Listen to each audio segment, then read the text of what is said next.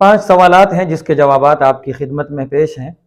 ایک بھائی نے یہ سوال کیا ہے کہ ہر مذہب والا جو بھی مذہب میں ہے وہ اللہ کی مرضی سے ہے۔ ہندو والا ہندو ہے تو اللہ کی مرضی سے ہے، سکھ والا سکھ ہے تو اللہ کی مرضی سے ہے، یہودی والا یہودی ہے تو اللہ کی مرضی سے ہے۔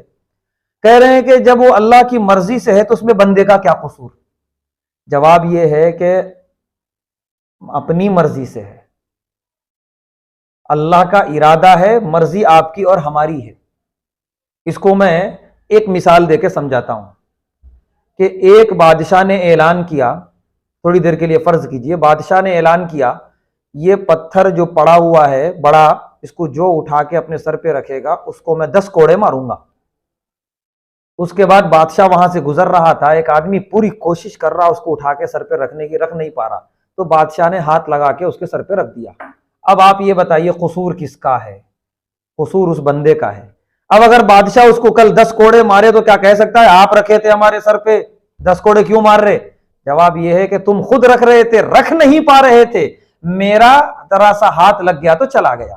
تو اسی طرح دنیا میں کوئی کام ہم خود سے نہیں کر سکتے، اللہ کے ارادے سے کر رہے ہیں۔ تو ارادہ اللہ کا ہے، اللہ کا یوں سمجھو قدرت والا ہاتھ لگ رہا ہے، مرضی ہماری ہے، خوشی ہماری ہے، قصد ہمارا ہے مکمل طور پہ۔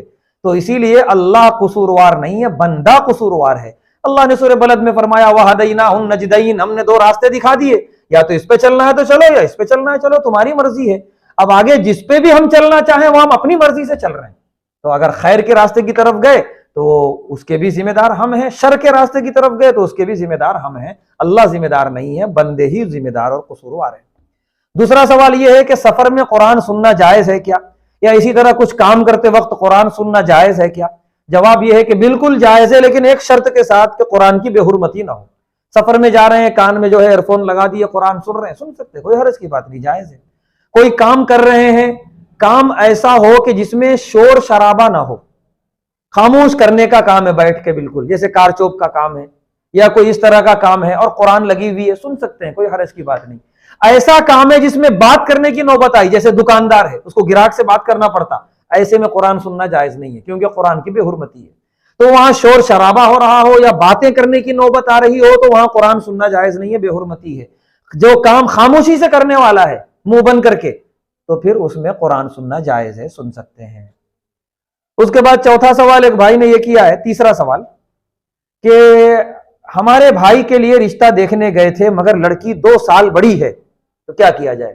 جواب یہ ہے کچھ بھی نہ کیا جائے، رشتہ کر لیا جائے، کیونکہ حضرت خدیجہ رضی اللہ تعالیٰ عنہ 15 سال بڑی تھی اللہ کے نبی صلی اللہ علیہ وسلم سے، تو عمر سے کچھ بھی نہیں ہوتا۔ نکاح کے لیے جو دیکھنے کی چیزیں کہی ہیں اللہ کے نبی صلی اللہ علیہ وسلم نے کہ ان کے اخلاق دیکھو اور جو ہے ان کا حسب نسب دیکھو، ان کی دینداری دیکھو، اس میں کہیں بھی یہ نہیں کہ ان کی عمر دیکھو۔ تو عمر اگر 1-2 سال 3 سال آگے پیچھے ہے تو اس میں کوئی حرج کی بات نہیں ہے۔ علماء نے لکھا ہے کہ بہتر ہے کہ لڑکی چھوٹی ہو، لڑکا اس سے تھوڑا سا بڑا ہو، بہتر ہے، لیکن یہ واجب اور فرض نہیں ہے۔ تو اگر اور چیزیں پسند آ رہی ہیں لڑکی کی، خاندان، اخلاق، دینداری، تو یہ 2 سال کو نہ دیکھا جائے بلکہ رشتہ کر لیا جائے۔ چوتھا سوال یہ ہے کہ کیا نماز میں ہچکیاں آنے سے وضو ٹوٹ جاتا ہے؟ کہہ رہے ہیں کہ مجھے نماز میں ہچکیاں آ رہی تھیں تو بعد میں لوگوں نے کہا کہ تمہارے ہچکیوں سے دوسرے مصلیوں کو تکلیف ہوئی، نماز توڑ کے باہر چلے جانا تھا۔ جواب یہ ہے کہ یہ دونوں باتیں غلط ہیں، ہچکی آنے سے وضو نہیں ٹوٹتا ہے۔ دوسری بات جو یہ ہے کہ ہچکی آنے سے کسی کو تکلیف ہو رہی تھی تو بندے کو ہچکی خود آئی ہے، یعنی وہ چاہ کے ہچکیاں نہیں لا رہا، اور کوئی نہیں لانا چاہتا، وہ آنے لگتی ہے کسی طبعی وجہ سے، تو اس کی وجہ سے دوسروں کو تکلیف کیوں ہوگی؟ وہ کوئی تکلیف پہنچانے والی چیز تو نہیں ہے۔